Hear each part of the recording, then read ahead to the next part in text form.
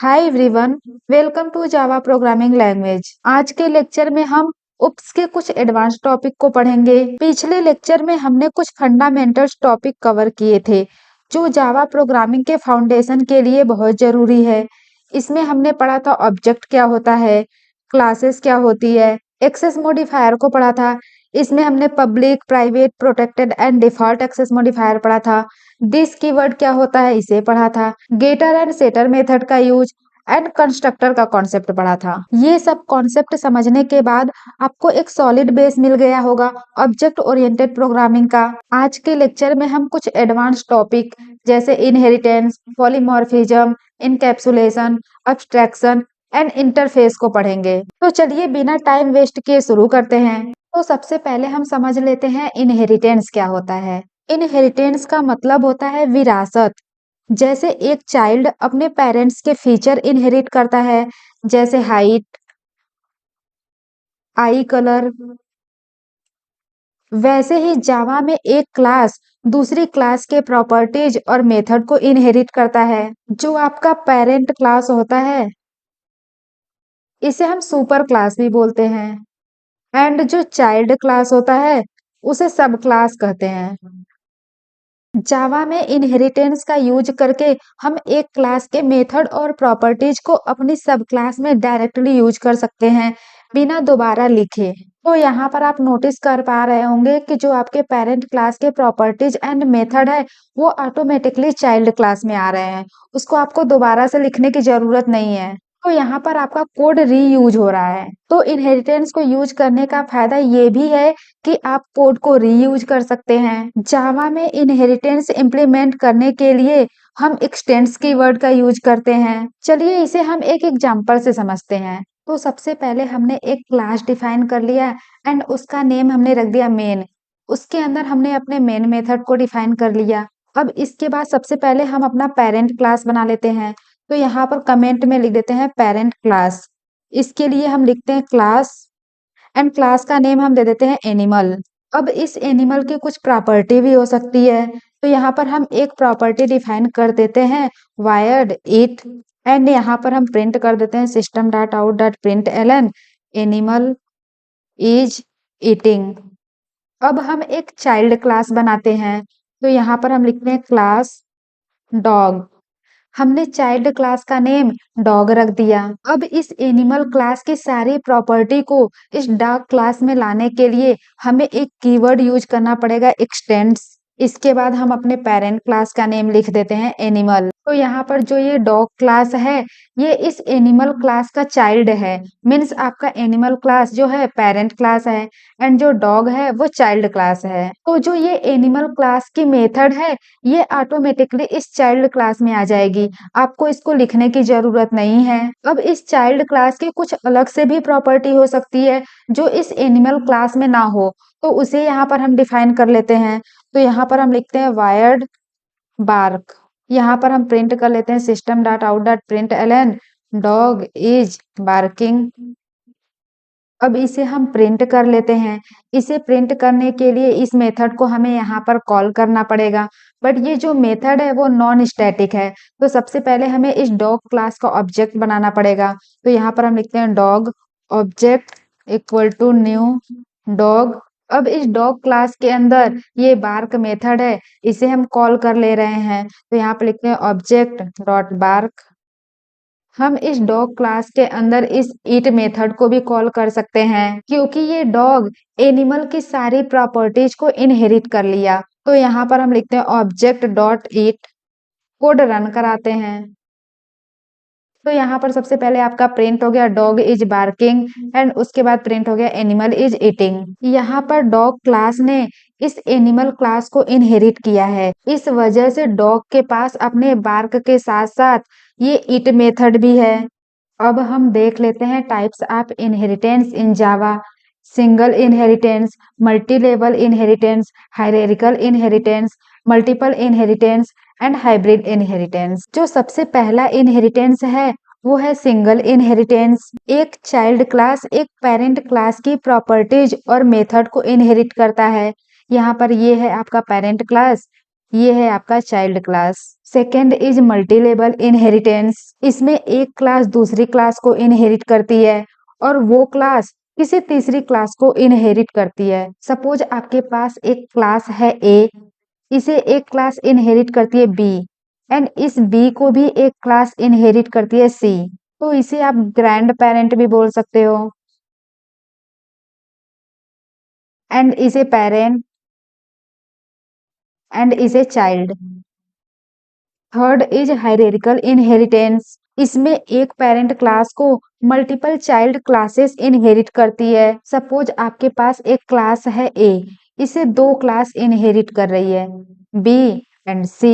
दो से अधिक भी क्लासेस हो सकती है, यहाँ पर आप डी ई कितने भी क्लासेस ले सकते हैं। Fourth is multiple inheritance. इसमें एक चाइल्ड क्लास एक से ज्यादा पेरेंट क्लास को इनहेरिट करती है। सपोज आपके पास एक चाइल्ड क्लास है सी, इसके एक से अधिक पेरेंट हो सकते हैं, हो सकता है ए हो, बी हो, डी हो, कितने भी नंबर आप पेरेंट क्लास हो सकते हैं। And fifth is hybrid inheritance. Hybrid inheritance multiple और हायरार्किकल इनहेरिटेंस का कॉम्बिनेशन होता है जो सिर्फ इंटरफेसेस के थ्रू जावा में पॉसिबल है। जावा प्रोग्रामिंग लैंग्वेज इस दो इनहेरिटेंस को सपोर्ट नहीं करता है, बट अगर इसे आप इम्प्लीमेंट करना चाहते हो तो इसे आप इंटरफेसेस के थ्रू कर सकते हो। इसे अभी हम आगे समझेंगे। चलिए एक एग्जाम्पल से समझते हैं कि जावा इसे सपोर्ट क्यों नहीं करता है। सपोज आपके पास एक मोबाइल है नोकिया एंड एक और मोबाइल है सैमसंग। इस नोकिया मोबाइल में एक मेथड है सेट माइक एंड इस सैमसंग मोबाइल में भी एक मेथड है सेट माइक। अब हम एक नया मोबाइल बनाते हैं वीवो एंड जो ये वीवो है ये चाइल्ड क्लास है एंड ये इसका पेरेंट है एंड ये भी इसका पेरेंट है। क्योंकि मैंने आपको मल्टीपल इनहेरिटेंस में बताया था कि एक चाइल्ड क्लास एक से ज्यादा पेरेंट को इनहेरिट करती है, तो यहाँ पर इस वीवो मोबाइल में इस नोकिया मोबाइल का भी सेट माइक फंक्शन आ गया एंड इस सैमसंग मोबाइल का भी सेट माइक फंक्शन आ गया। अब अगर ये Vivo mobile set mic function को कॉल करता है तो इसे प्रॉब्लम हो जाएगी। इसको समझ में नहीं आएगा कि हम इस माइक को चलाएं या फिर इस माइक को चलाएं, क्योंकि इसके पास तो दो दो सेट माइक फंक्शन आ गई। तो यहाँ पर आप देख पा रहे होंगे जब आप मल्टीपल इनहेरिटेंस यूज कर रहे हैं तो आपको एम्बिग्यूटी मिल रही होगी या फिर आप बोल सकते हैं कॉन्फ्लिक्ट ऑकर हो रहा है। इसी वजह से आप जावा में मल्टीपल इनहेरिटेंस को इम्प्लीमेंट नहीं कर सकते। अगर आप इसे इम्प्लीमेंट करना चाहते हो तो आपको इंटरफेसेस का यूज करना पड़ेगा। इसे अभी हम आगे पढ़ेंगे कि इंटरफेसेस का यूज करके कैसे हम मल्टीपल इनहेरिटेंस को इम्प्लीमेंट करते हैं। चलिए सबसे पहले सिंगल लेवल इनहेरिटेंस का कोड करके देख लेते हैं। अब आपको पता ही है कि जो सिंगल लेवल इनहेरिटेंस होता है उसमें एक चाइल्ड क्लास एक पेरेंट क्लास से प्रॉपर्टीज और मेथड इनहेरिट करती है।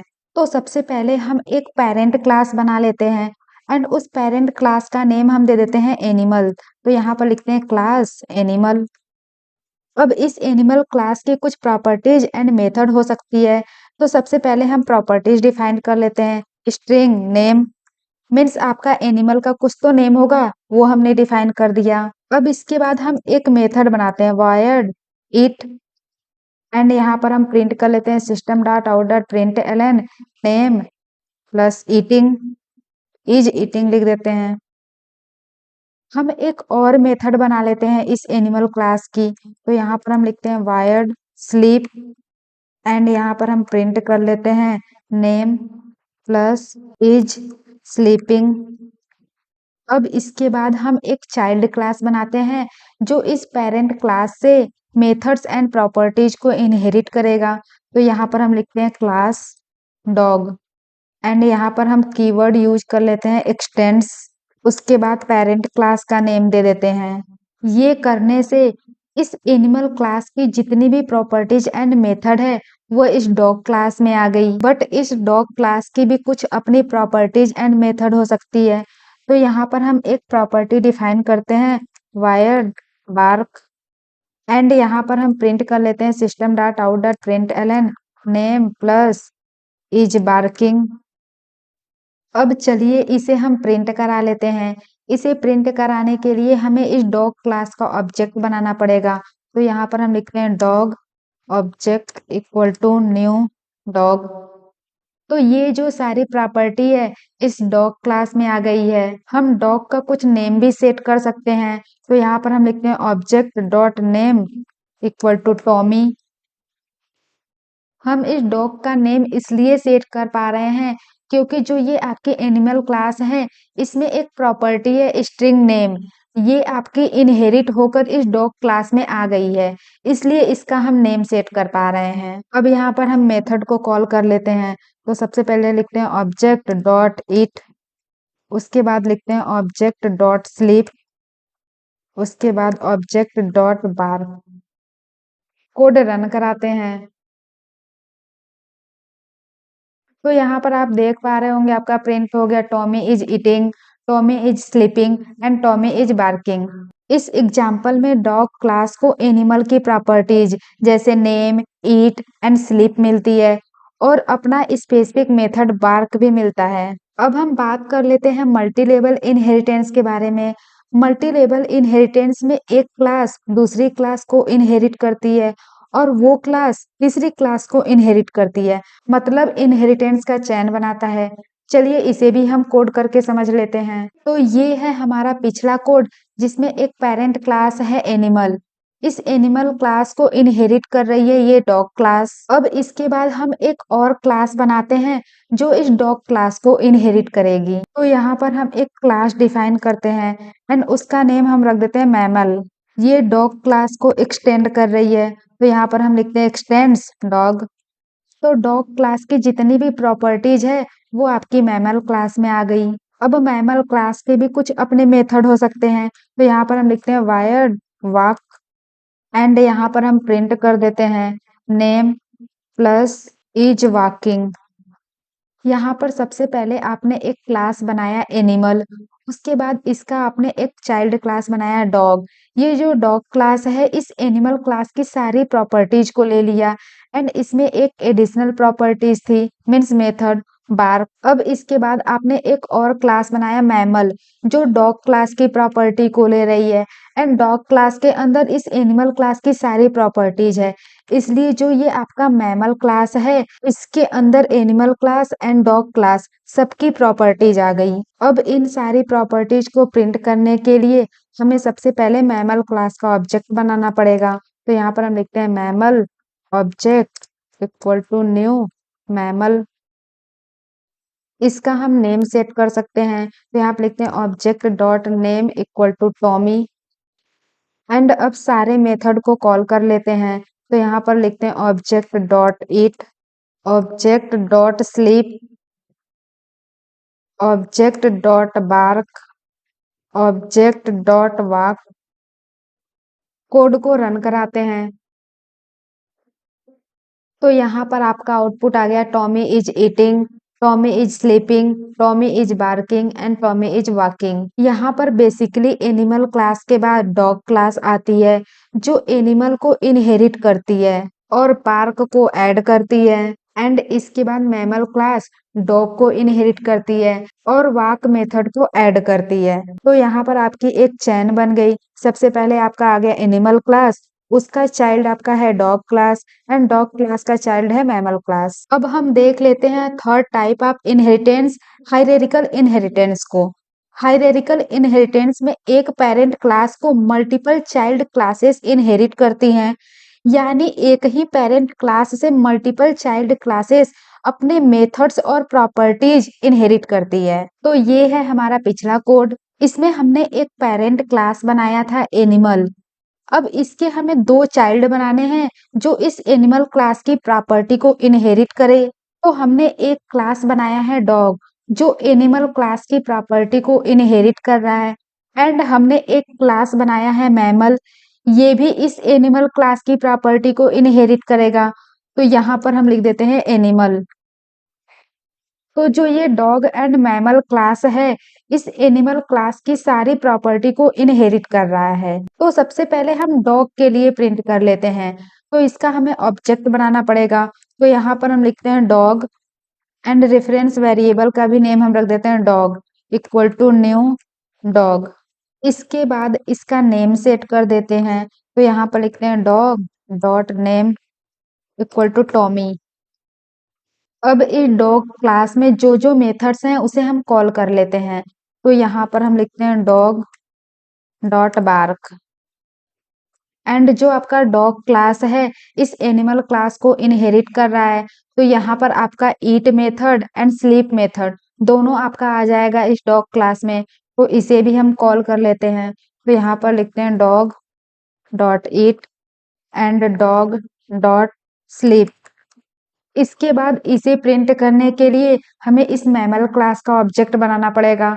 तो यहाँ पर हमने ऑब्जेक्ट बना दिया है मैमल क्लास का एंड इसका भी नेम सेट कर देते हैं। इसका नेम हम दे देते हैं कीटू। अब जो एनिमल क्लास के मेथड है ईट एंड स्लीप ये तो आपके मैमल क्लास में आएंगे ही आएंगे। तो यहाँ पर ये हो गया eat and sleep.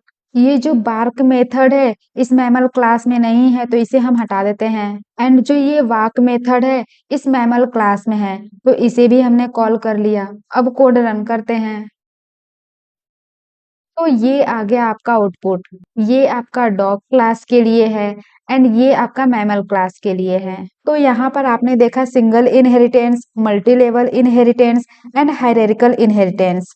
Single inheritance में चाइल्ड क्लास एक पेरेंट क्लास को इनहेरिट करती है एंड जो आपका मल्टी लेवल इनहेरिटेंस है उसमें एक क्लास दूसरी क्लास को इनहेरिट करती है एंड वो तीसरी क्लास को इनहेरिट करती है एंड हायरार्किकल इनहेरिटेंस में एक पेरेंट क्लास को मल्टीपल चाइल्ड क्लासेस इनहेरिट करती है। इसके बाद जो ये आपका मल्टीपल इनहेरिटेंस है इसे हम तब पढ़ेंगे जब हम इंटरफेसेस पढ़ रहे होंगे। अब हम अपना नेक्स्ट टॉपिक पढ़ लेते हैं पॉलीमॉर्फिज्म। ये दो टर्म्स से मिलकर बना है। पहला जो है पॉली एंड सेकेंड मॉर्फिज्म।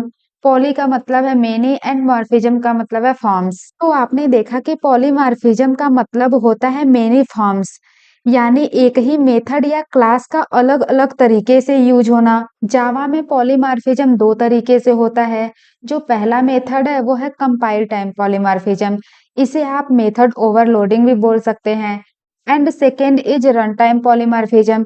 इसे हम मेथड ओवरराइडिंग भी बोलते हैं। सबसे पहले हम समझ लेते हैं compile time polymorphism. Compile time polymorphism में multiple function with the same name but different parameter. आपके पैरामीटर में नंबर ऑफ पैरामीटर भी हो सकता है, टाइप भी हो सकता है पैरामीटर का या फिर दोनों। हमने यहाँ पर एक एग्जाम्पल लिया है। आप यहाँ पर देख पा रहे होंगे हमने एक मेथड यूज किया है ऐड। ये आपका सेम है बट इसके पैरामीटर जो है वो डिफरेंट है। नंबर ऑफ पैरामीटर तो सेम है बट जो टाइप है वो आपका डिफरेंट है।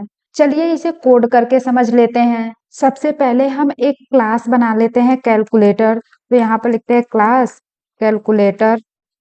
अब हम एक मेथड डिफाइन करते हैं जिसमें हम दो पैरामीटर लेंगे।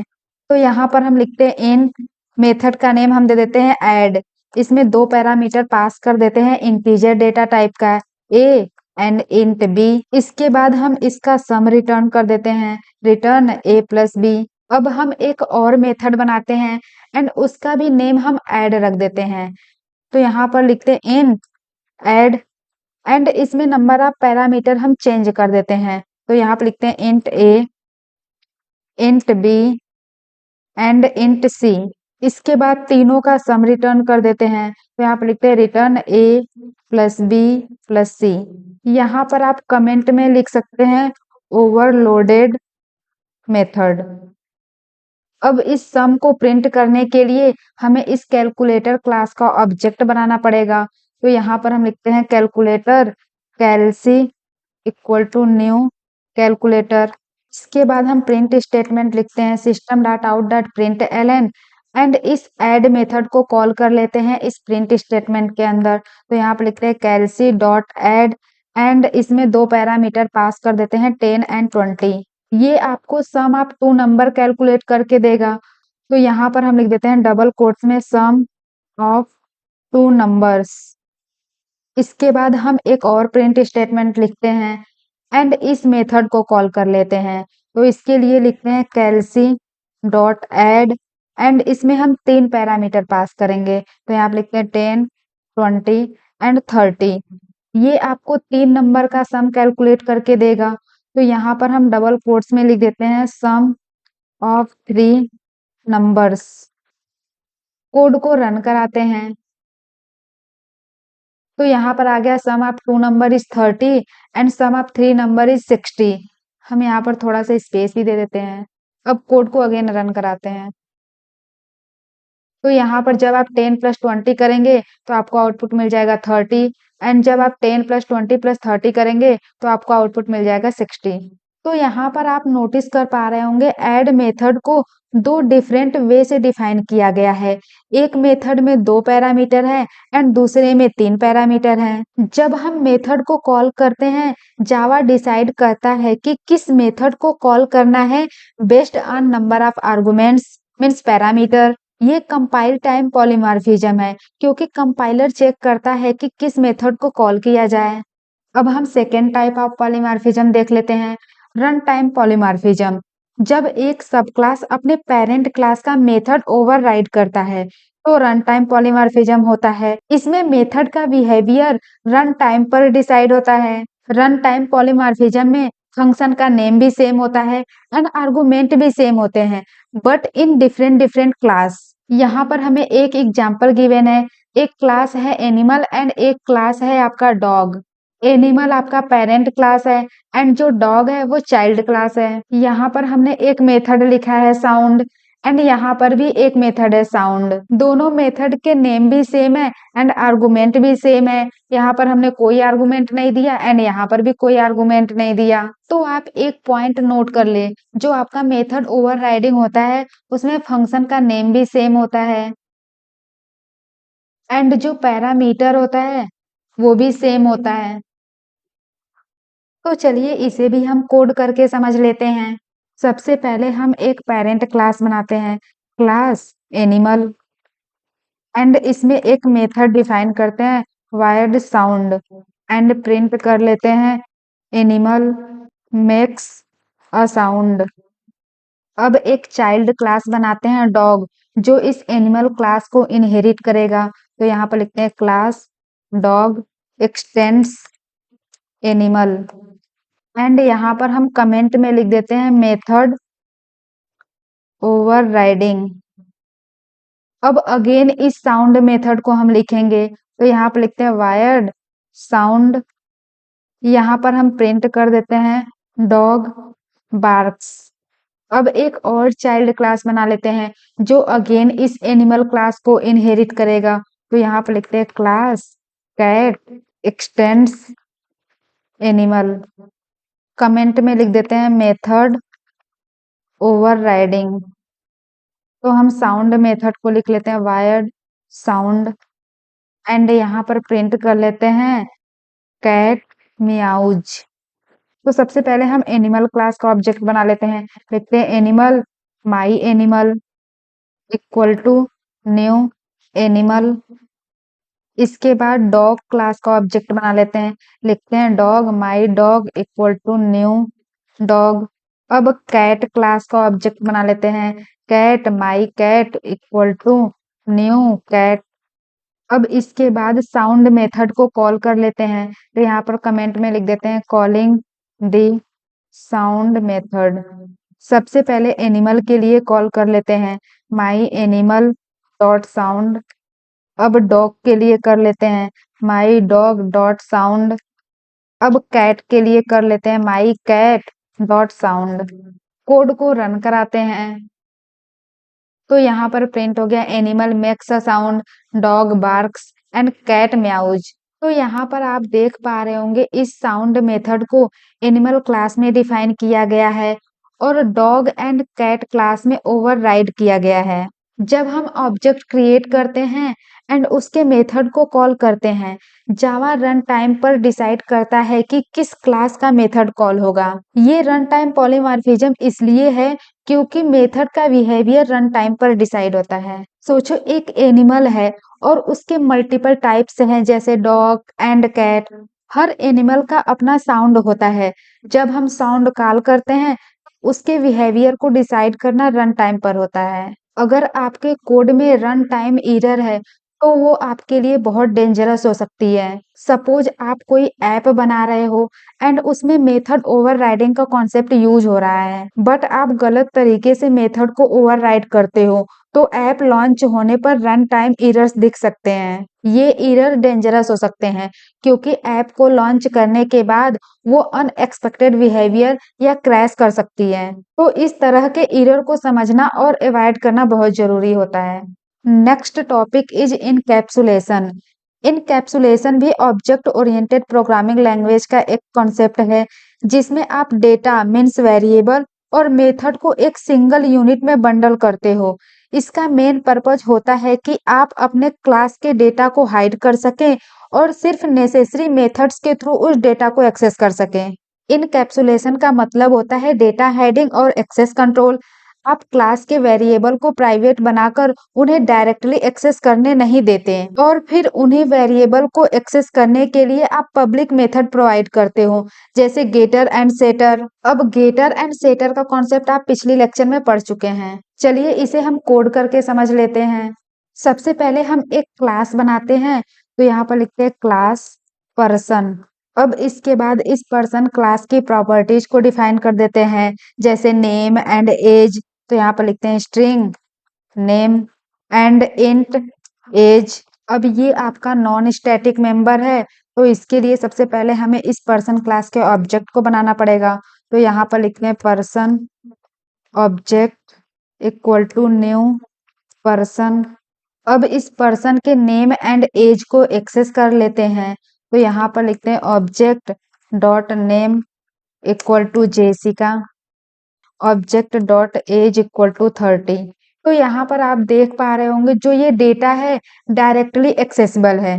तो यहाँ पर हम कमेंट में लिख देते हैं direct access to name and age के लिए भी लिख देते हैं direct access to age. And यहाँ पर भी हम कमेंट में लिख देते हैं data directly accessible means not encapsulated.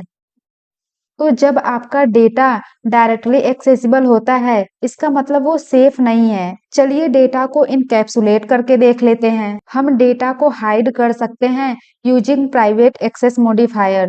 तो ये जो नेम है उसके पहले हम कीवर्ड लगा देते हैं प्राइवेट एंड एज के भी पहले हम कीवर्ड लगा देते हैं प्राइवेट। अब जो ये आपका डेटा है ये प्राइवेट हो गया। इसका मतलब इस डेटा को आप डायरेक्टली एक्सेस नहीं कर सकते। यहाँ पर हमने डायरेक्टली एक्सेस करने की कोशिश करी है बट आप देख पा रहे होंगे यहाँ पर एरर आ गया है। मैंने आपको पिछली लेक्चर में बताया था कि प्राइवेट मेंबर को एक्सेस करने के लिए हम गेटर एंड सेटर का यूज करते हैं।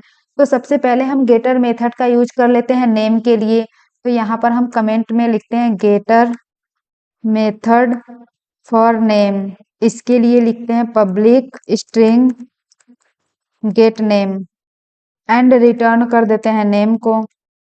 अब सेटर मेथड को लिख लेते हैं नेम के लिए। तो यहाँ पर लिखते हैं setter method for name public void set name and यहाँ पर पैरामीटर में पास कर देते हैं नेम को and this dot name equal to name. अगर आपको गेटर एंड सेटर मेथड नहीं समझ में आ रहा है एंड जो ये दिस कीवर्ड है ये भी नहीं समझ में आ रहा है तो सबसे पहले आप इसके पहले वाला लेक्चर देखें उसके बाद इस लेक्चर पे मूव करें। अब इसके बाद गेटर एंड सेटर मेथड को डिफाइन कर लेते हैं एज के लिए। तो यहाँ पर कमेंट में लिखते हैं getter method for age public int get age and return कर देते हैं एज को। सेटर मेथड को भी बना लेते हैं एज के लिए। तो कमेंट में लिखते हैं setter method for age with validation public void set age parameter में पास कर देते हैं इंट एज। अब इस एज के वैलिडेशन के लिए हमें कंडीशन लगाना पड़ेगा कि एज आपका पॉजिटिव हो। तो यहाँ पर लिखते हैं if age greater than 0 this dot age equal to age. अगर एज 0 से बड़ा नहीं है तो यहाँ पर लिखते हैं else system dot out dot print Elon age must be positive. अब इसे एक्सेस करने के लिए हमें इस पर्सन क्लास का ऑब्जेक्ट बनाना पड़ेगा। तो यहाँ पर हमने पर्सन क्लास का ऑब्जेक्ट बना लिया है एंड जो ये हम डायरेक्ट एक्सेस कर रहे थे उसे हटा देते हैं। अब इसके बाद सेट कर लेते हैं नेम को। तो यहाँ पर कमेंट में लिखते हैं set the name via setter method. इसके लिए हम लिखते हैं object dot set name and pass कर देते हैं नेम को जेसिका। एज को भी सेट कर लेते हैं। तो यहाँ पर कमेंट में लिखते हैं set the age via setter method. इसके लिए हम लिखते हैं object dot set age and age pass कर देते हैं 30। अब इस डेटा को एक्सेस कर लेते हैं गेटर मेथड के थ्रू। तो यहाँ पर लिखते हैं accessing the data via getter method. तो अब हम प्रिंट करा लेते हैं नेम एंड एज को। तो यहाँ पर सबसे पहले हम नेम प्रिंट करा लेते हैं plus object dot get name. Age को भी प्रिंट करा लेते हैं system dot out dot print Elon double quotes में एज दे देते हैं plus object dot get age. Code को रन कराते हैं। तो यहाँ पर आपका नेम प्रिंट हो गया जेसिका एंड एज प्रिंट हो गया 30। तो यहाँ पर सबसे पहले हमने प्राइवेट वेरिएबल बनाया था नेम एंड एज को। इसको हमने प्राइवेट इसलिए बनाया ताकि डायरेक्टली एक्सेस ना किया जा सके। इसके बाद हम public method getter and setter के थ्रू डेटा को एक्सेस करते हैं। सेटर मेथड में हमने वैलिडेशन भी ऐड की है ताकि एज की वैल्यू निगेटिव ना हो। तो ये था आपका इनकैप्सुलेशन का कॉन्सेप्ट। तो आप बोल सकते हैं कि डेटा को इनकैप्सुलेट करने से आप डेटा को एक्सेस और मॉडिफाई करने पर कंट्रोल रखते हैं। अगर डेटा को डायरेक्टली एक्सपोज किया जाता कोई भी इसे मॉडिफाई कर सकता था। तो इनकैप्सुलेशन के क्या बेनिफिट है? डेटा हाइडिंग, डेटा को हाइड करके आप अनऑथराइज्ड एक्सेस को रोक सकते हो। इससे डेटा सेफ रहेगा। सेकेंड इज बेटर कंट्रोल, आप मेथड्स के थ्रू डेटा को वैलिडेट कर सकते हो। जैसे सेटर मेथड में लॉजिक लगाकर डेटा को वैलिडेट करना। अभी पीछे एग्जाम्पल में हमने एज वाले डेटा को वैलिडेट किया था ताकि एज हमारा हमेशा पॉजिटिव रहे। तो जो आपका इनकैप्सुलेशन है उसका एक इम्पोर्टेंट कॉन्सेप्ट है जो डेटा को प्रोटेक्ट करने के लिए यूज होता है। इसमें आप अपने क्लास के इंटरनल डेटा को प्राइवेट बनाकर उसे public getter and setter method के थ्रू एक्सेस कर सकते हैं। Next topic is abstraction. Abstraction का मतलब है इसेंशियल डिटेल्स को हाइड करना, सिर्फ रिलेवेंट इंफॉर्मेशन को शो करना।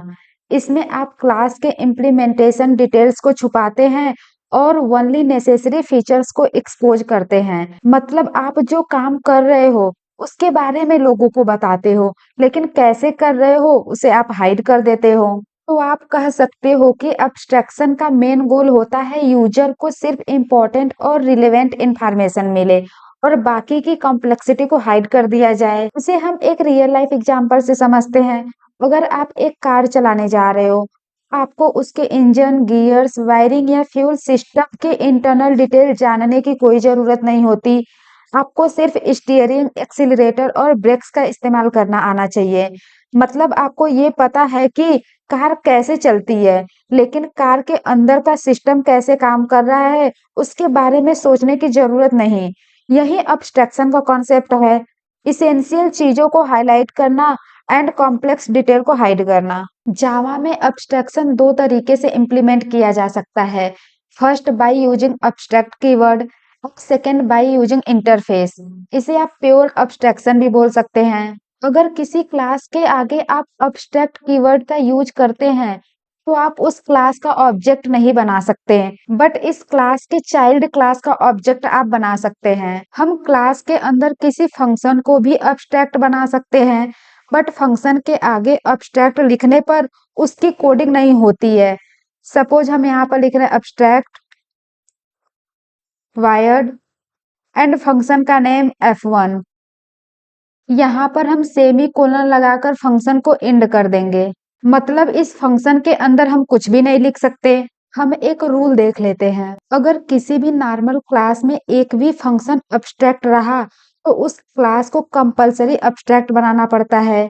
यहाँ पर आप देख रहे होंगे हमने इंट xy लिया एंड एक ये फंक्शन है, इसके अंदर हम कुछ भी प्रिंट कर सकते हैं या फिर आप कुछ भी लिख सकते हैं। यहाँ पर एक फंक्शन है, इसको हमने अब्स्ट्रैक्ट बनाया है तो इसकी कोडिंग नहीं होगी, इसीलिए हमने यहाँ पर सेमी कोलन लगाकर इसको एंड कर दिया। अब मैंने आपको बताया कि अगर किसी क्लास में एक भी फंक्शन अब्स्ट्रैक्ट है, उसके क्लास को हमें अब्स्ट्रैक्ट बनाना पड़ता है, तो यहाँ पर हम कीवर्ड यूज कर लेंगे अब्स्ट्रैक्ट। चलिए अब्स्ट्रैक्शन को एक एग्जांपल से समझते हैं। सबसे पहले हमने एक क्लास बना लिया मोबाइल एंड इसके अंदर हमने दो वेरिएबल बनाए int x and int y। अब एक मेथड को डिफाइन किया है, ये मेथड हमारा अब्स्ट्रैक्ट नहीं है तो इसके अंदर हम कुछ भी लिख सकते हैं। सपोज यहाँ पर हम लिख देते हैं system dot out dot print Elon, Jessica print करा लेते हैं। एंड इसके बाद एक और मेथड बनाया है, इसको हमने अब्स्ट्रैक्ट बनाया है तो इसकी कोडिंग नहीं होगी, तो यहाँ पर हमने सेमीकोलन लगाकर इसको एंड कर दिया। अब एक चाइल्ड क्लास बनाते हैं सैमसंग, जो इस मोबाइल क्लास की प्रॉपर्टी को इनहेरिट करेगा। यहाँ पर इस मोबाइल क्लास के सारे मेंबर्स आ गए एंड जो ये अब्स्ट्रैक्ट फंक्शन था वो भी इस सैमसंग क्लास में आ गया। तो मैंने आपको पीछे बताया था अगर किसी भी नॉर्मल क्लास में एक भी फंक्शन अब्स्ट्रैक्ट रहा तो उस क्लास को कंपलसरी अब्स्ट्रैक्ट बनाना पड़ता है, तो इसको भी हम अब्स्ट्रैक्ट बना देते हैं। अगर ये फंक्शन अब्स्ट्रैक्ट नहीं रहता तो इसे हमें अब्स्ट्रैक्ट नहीं बनाना पड़ता, बट ये फंक्शन हमारा अब्स्ट्रैक्ट है तो हमने सैमसंग क्लास को भी अब्स्ट्रैक्ट बना लिया। तो मैंने आपको बताया था कि किसी भी क्लास के आगे अब्स्ट्रैक्ट कीवर्ड लिखने पर उस क्लास का ऑब्जेक्ट नहीं बनाया जा सकता। तो यहाँ पर एक प्रॉब्लम हो गई कि हम चाइल्ड क्लास का तो ऑब्जेक्ट बना ही नहीं सकते, हम पेरेंट क्लास का ऑब्जेक्ट तो बना ही नहीं पा रहे थे, बट यहाँ पर एक और प्रॉब्लम आ गई कि हम चाइल्ड क्लास को भी ऑब्जेक्ट नहीं बना सकते।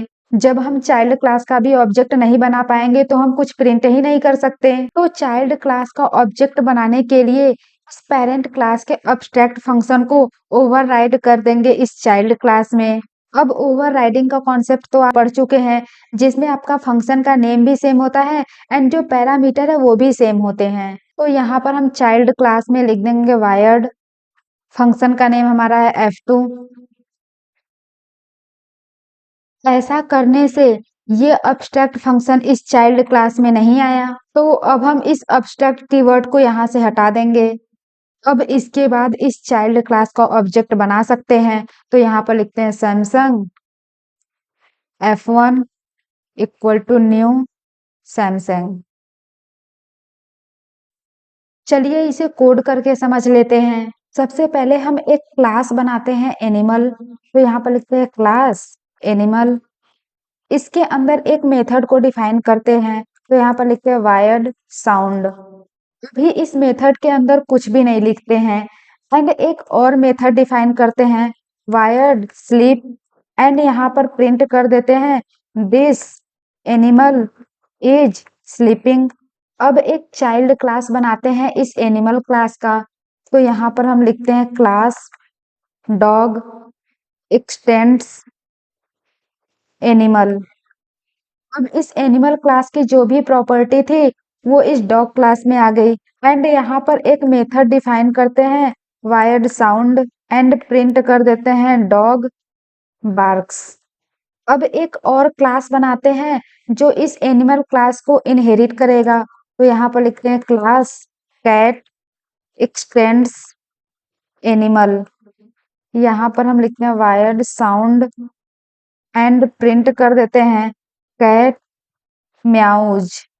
अब आप मुझे ये बताएं कि जब हम डॉग एंड कैट क्लास बना रहे हैं तो इसके लिए हमें एनिमल क्लास में जो लिखा है उसे देखने की जरूरत है, क्योंकि एनिमल क्लास की जो भी प्रॉपर्टी है वो डायरेक्टली इस डॉग एंड कैट क्लास में तो आ ही रही है। यहाँ पर जो एनिमल क्लास है वो एक तरीके से इरिलेवेंट है। इसकी चीजें हमें यूजर को दिखाने की जरूरत नहीं है। हम एनिमल का तो कोई ऑब्जेक्ट बनाएंगे नहीं क्योंकि ये स्पेसिफिक ऑब्जेक्ट नहीं है। तो इस क्लास को हम अब्स्ट्रैक्ट कर देते हैं। अब्स्ट्रैक्ट करने के लिए हमें कीवर्ड अब्स्ट्रैक्ट का यूज करना पड़ेगा। अब्स्ट्रैक्ट कीवर्ड का मतलब है कोई चीज इनकम्प्लीट है और उसे कंप्लीट करना सब क्लासेस या डिराइव्ड क्लासेस का काम होगा। अब मैंने आपको पीछे बताया ही था, जो अब्स्ट्रैक्ट क्लास होती है उसका हम डायरेक्ट ऑब्जेक्ट नहीं बना सकते, बट इसके चाइल्ड क्लास का ऑब्जेक्ट बना सकते हैं। तो आप ये भी बोल सकते हैं कि जो अब्स्ट्रैक्ट क्लास होती है वो एक ब्लूप्रिंट की तरह काम करती है।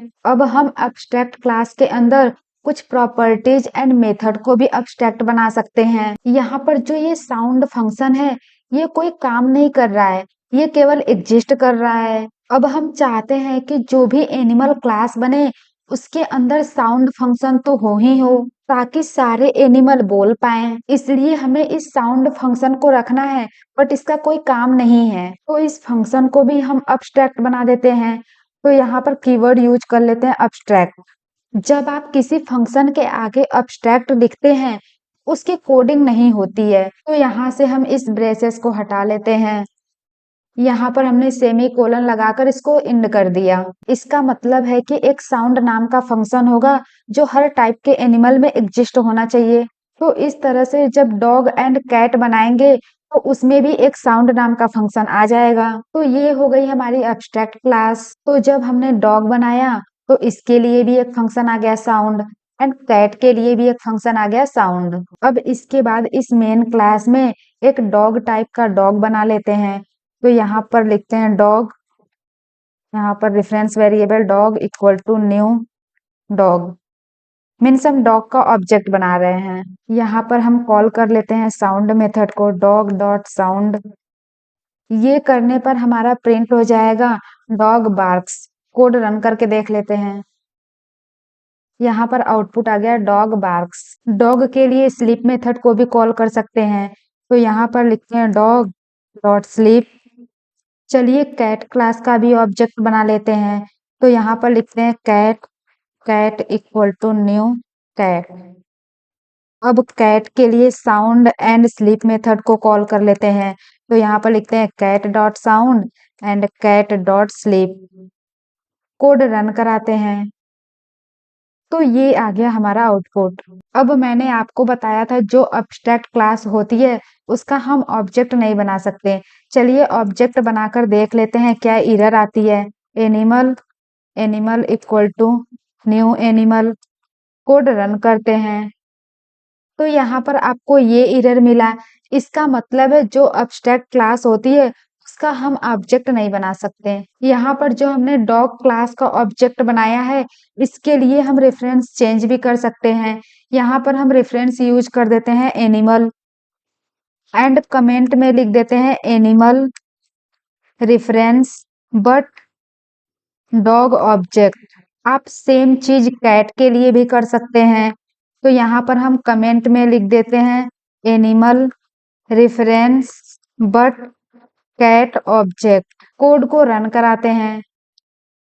तो अगेन आपका आउटपुट आ गया। तो इस कोड में सबसे पहले हमने एक अब्स्ट्रैक्ट क्लास बनाया। ये हमें ब्लूप्रिंट प्रोवाइड करती है एंड इस अब्स्ट्रैक्ट क्लास में एक अब्स्ट्रैक्ट मेथड साउंड है जो डिफाइन नहीं किया गया है। इसका मतलब ये मेथड सब क्लासेस को इम्प्लीमेंट करना पड़ेगा। यहाँ पर हमने दो सब क्लासेस बनाए हैं डॉग एंड कैट जो इस साउंड मेथड को इम्प्लीमेंट कर रहे हैं। एंड इस एनिमल क्लास में एक मेथड है स्लीप। ये एक नॉर्मल मेथड है जिसका इम्प्लीमेंटेशन एनिमल क्लास में ही कर दिया गया है। इस मेथड को सब क्लासेस डायरेक्टली यूज कर सकती है बिना ओवरराइड किए।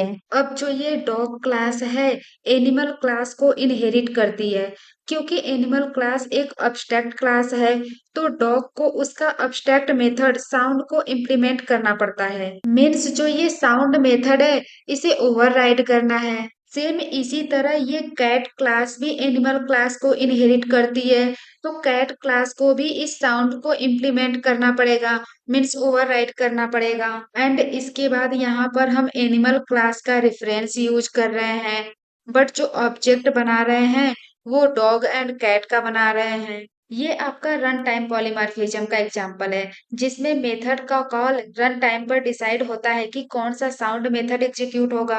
तो यहाँ पर हमने देखा कि जो अब्स्ट्रैक्ट क्लास होता है उसे हम अब्स्ट्रैक्ट कीवर्ड से डिक्लेयर करते हैं, एंड क्लास में अब्स्ट्रैक्ट एंड नॉन अब्स्ट्रैक्ट दोनों मेथड हो सकते हैं, एंड हम अब्स्ट्रैक्ट क्लास का ऑब्जेक्ट नहीं बना सकते, एंड जो अब्स्ट्रैक्ट क्लास होता है उसमें कंस्ट्रक्टर भी पॉसिबल है। सबसे पहले इस एनिमल का कंस्ट्रक्टर बना लेते हैं, तो यहाँ पर लिखते हैं एनिमल, एंड इसके अंदर हम प्रिंट कर लेते हैं क्रिएटिंग अ न्यू एनिमल। अब डॉग का भी कंस्ट्रक्टर बना लेते हैं, तो यहाँ पर लिखते हैं डॉग, एंड प्रिंट कर देते हैं क्रिएटेड और डॉग। हमने यहाँ पर एक एनिमल नाम का कंस्ट्रक्टर बना दिया इस एनिमल क्लास में, एंड डॉग नाम का कंस्ट्रक्टर बना दिया डॉग क्लास में। अब इसके बाद इस डॉग क्लास का ऑब्जेक्ट बना लेते हैं, तो यहाँ से इसको हटाते हैं एंड लिखते हैं dog, dog equal to new dog. अब कोड को रन कराते हैं, तो यहाँ पर सबसे पहले आपका प्रिंट हो गया क्रिएटिंग अ न्यू एनिमल, उसके बाद प्रिंट हो गया क्रिएटेड अ डॉग। तो यहाँ पर सबसे पहले एनिमल वाला कंस्ट्रक्टर कॉल हुआ, उसके बाद कॉल हुआ डॉग वाला कंस्ट्रक्टर। तो जब भी हम डिराइव्ड क्लास का ऑब्जेक्ट क्रिएट करते हैं तो सबसे पहले बेस क्लास का कंस्ट्रक्टर कॉल होता है, फिर डिराइव्ड क्लास का कंस्ट्रक्टर कॉल होता है। इसे हम जावा के अंदर कंस्ट्रक्टर चेनिंग कहते हैं। अब हम बात कर लेते हैं सेकेंड टाइप ऑफ अब्स्ट्रैक्शन। इसे हम इंटरफेसेस के थ्रू कर सकते हैं। इसे प्योर अब्स्ट्रैक्शन भी बोलते हैं। इंटरफेसेस को हम डिफाइन करते हैं इंटरफेस कीवर्ड से। अगर आप इंटरफेस में कोई वेरिएबल डिफाइन करना चाहते हैं तो वो by default public, static and final होते हैं, एंड जो इंटरफेस के फंक्शन होते हैं वो आपके पब्लिक एंड अब्स्ट्रैक्ट होते हैं। ये जो method by default public and abstract थे ये जावा 7 तक थे। अगर हम कोई इंटरफेस बनाते हैं तो सबसे पहले हम कीवर्ड लिखते हैं इंटरफेस, उसके बाद इंटरफेस का नेम दे देते हैं एनिमल, एंड यहाँ पर एक वेरिएबल हम डिफाइन करते हैं इंट x इक्वल टू 10। तो इंटरफेस के अंदर जो ये वेरिएबल है ये by default public, static and final है। फाइनल का मतलब ये है कि अगर इसमें एक बार डेटा रख दिया तो उसे चेंज नहीं कर सकते। इसमें हमें तुरंत डेटा रखना होता है, अगर डेटा ना रखे तो ये 0 रखेगा जिसे बाद में चेंज नहीं कर सकते। इसके अंदर हम एक फंक्शन भी बना लेते हैं, तो यहाँ पर हम लिखते हैं वायर्ड F1। इंटरफेस के अंदर जो फंक्शन होते हैं वो बाय डिफॉल्ट अब्स्ट्रैक्ट होते हैं, इसलिए इसे हम डिफाइन नहीं कर सकते, मीन्स इसके कोडिंग नहीं कर सकते। बट जावा 7 के बाद मीन्स जावा 8 में एक न्यू फीचर आया। अगर इंटरफेस के अंदर एक भी फंक्शन स्टैटिक है तो हम चाहे तो उसकी बॉडी बना सकते हैं। अगर यहाँ पर एक फंक्शन है स्टैटिक वायर्ड F2, तो इसकी बॉडी हम बना सकते हैं, मीन्स इसके अंदर हम कुछ भी लिख सकते हैं। एंड इस मेथड को कॉल करने के लिए सबसे पहले हम इंटरफेस का नेम लिखेंगे एनिमल डॉट इस मेथड का नेम F2। अगर हम एक इंटरफेस के हेल्प से दूसरा इंटरफेस बनाते हैं तो हम एक्सटेंड्स कीवर्ड का यूज करते हैं, बट अगर हम एक इंटरफेस के हेल्प से क्लास बनाते हैं तो हम इम्प्लीमेंट्स कीवर्ड का यूज करते हैं। तो यहाँ पर ओवरराइडिंग करनी पड़ेगी क्योंकि जो ये एनिमल है ये बाय डिफॉल्ट अब्स्ट्रैक्ट होता है। तो सबसे पहले हम एक इंटरफेस डिफाइन कर लेते हैं, तो यहाँ पर हम लिखते हैं इंटरफेस, एंड इसका नेम हम दे देते हैं व्हीकल। अब इसके बाद इसमें एक मेथड डिफाइन करते हैं वायर्ड स्टार्ट। अब मैंने आपको बताया था कि जो इंटरफेस के मेथड होते हैं वो by default public and abstract होते हैं, तो यहाँ पर आपको पब्लिक एंड अब्स्ट्रैक्ट कीवर्ड लिखने की जरूरत नहीं है, ये बाय डिफॉल्ट ही होते हैं। तो यहाँ पर हम कमेंट में लिख देते हैं अब्स्ट्रैक्ट मेथड। अब इसके बाद एक स्टैटिक मेथड भी बना लेते हैं, तो यहाँ पर लिखते हैं static void show type, and यहाँ पर प्रिंट कर देते हैं vehicle are made of transport. मैंने आपको बताया था कि इंटरफेसेस के अंदर नॉन अब्स्ट्रैक्ट फंक्शन नहीं हो सकते। यहाँ पर बना के देखते हैं। वायर्ड स्टॉप, तो यहाँ पर आप देख रहे होंगे एरर आ गई, मीन्स यहाँ पर रेड लाइन आ रही है, तो इसको हटा देते हैं। हम इंटरफेस के कंस्ट्रक्टर भी नहीं बना सकते। यहाँ पर हम लिख कर देख लेते हैं।